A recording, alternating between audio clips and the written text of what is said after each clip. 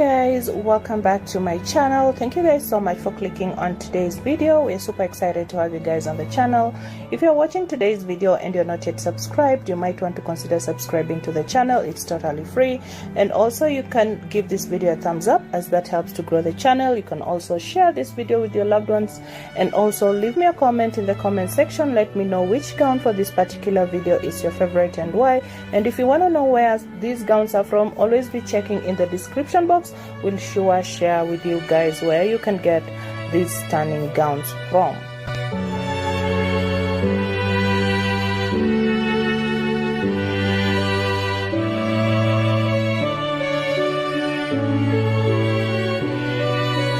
So in today's video, as we get to enjoy these stunning gowns, we are still on the topic of elopement, and today we're going to be giving you the ultimate elopement checklist, everything that you're going to need. Logistically, eloping is much easier than planning a full-blown wedding. You don't have to worry about securing huge venues with caterers or sending out invitations to thousands of guests or hundreds of guests. The opinion of your family and friends don't matter. You and your partner get to call the shots fully.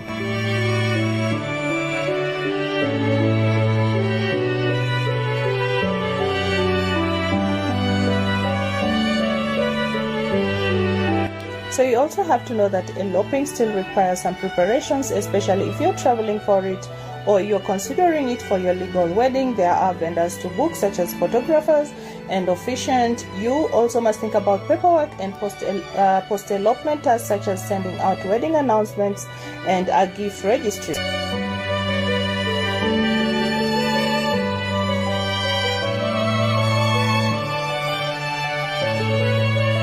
First and foremost, we're gonna start by talking about logistics and paperwork. If this is your legal wedding, you're going to need a marriage license. Every state and county requires different documents or procedures. Some allow you to self-solemnize, which means that you can marry each other without an officiant. Some require no witness, and others require an apostille and a waiting period. It truly varies depending on where you're planning to elope, so we recommend checking with the local government of your elopement destination.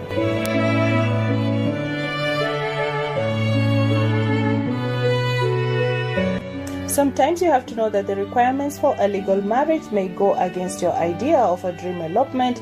For example, if your state requires witnesses and you only wanted to elope with you and your partner, you may want to consider this your symbolic, not legal marriage.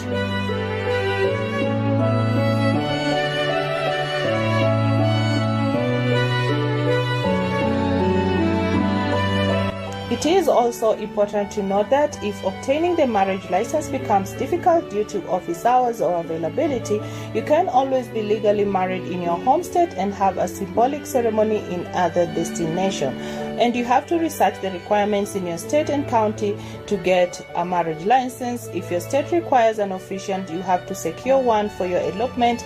If your state requires witnesses, you can ask a friend or a family member to be at your elopement and serve that purpose. You need to fill out the necessary paperwork to get a marriage license, and if required, you need to make an appointment to appear at the clerk's office before the elopement.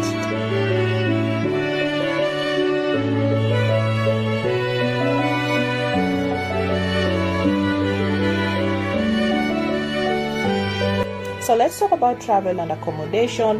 While some couples elope at City Hall, others travel to a destination to say their vows. Maybe you've dreamt of getting married in front of an eruption or volcano in Hawaii, or you want to get married in the place where you took your first trip as a couple.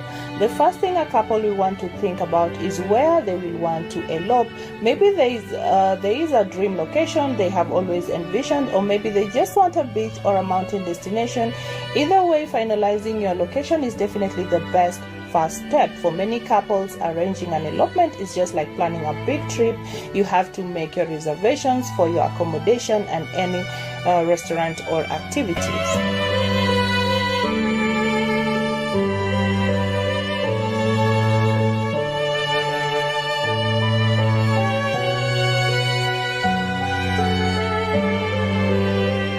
It is also important to make sure your desired elopement location allows weddings. Permit fees can also vary, so that is important to note when you're picking up a venue. Receiving the correct permitting is vital to ensure that you are following the correct requirements, especially on public lands, in order to respect the beautiful lands that we have. So you need to discuss as a couple where you want to elope. You need to research if that destination allows wedding, and if so, how to get a permit. Remember, public parks usually require permits to have a legal ceremony. You need to buy your plane ticket, you need to book your hotel or guest house, make any restaurant reservations you desire. If you want to have a special meal, book in advance so that the restaurant doesn't fill up. So if you are doing any activities on your elopement, okay, for example, you want to say your vows on a kayak, make those reservations in advance to secure your spot.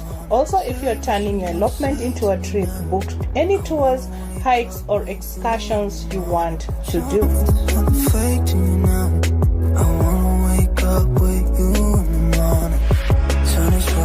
So let's talk about vendors. Many couples have vendors at their elopement. Maybe you want a photographer to capture your big day or a chef to prepare a celebratory meal. It is important to think about your vendors and which ones are vital for you to have.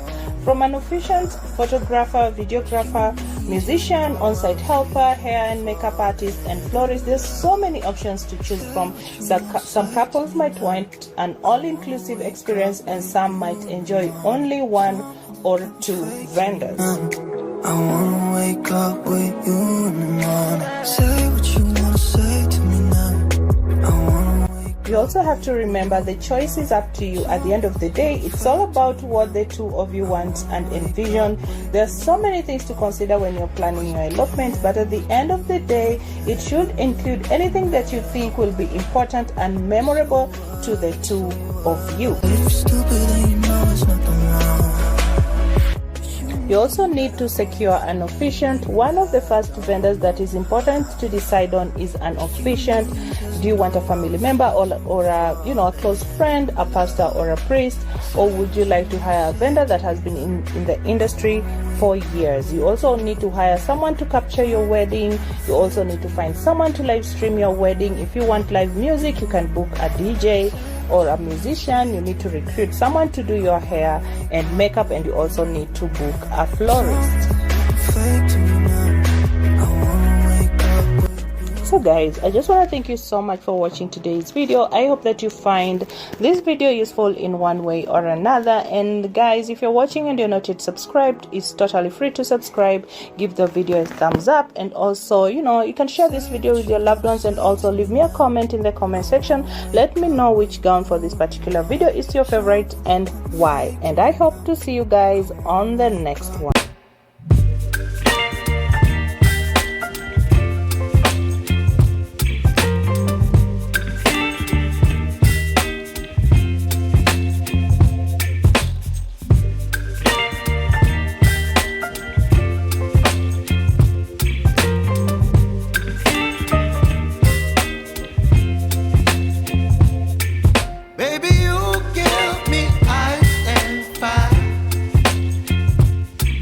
Me wind and rain, you're some kind of butterfly. Baby, you give me midnight. You whip up my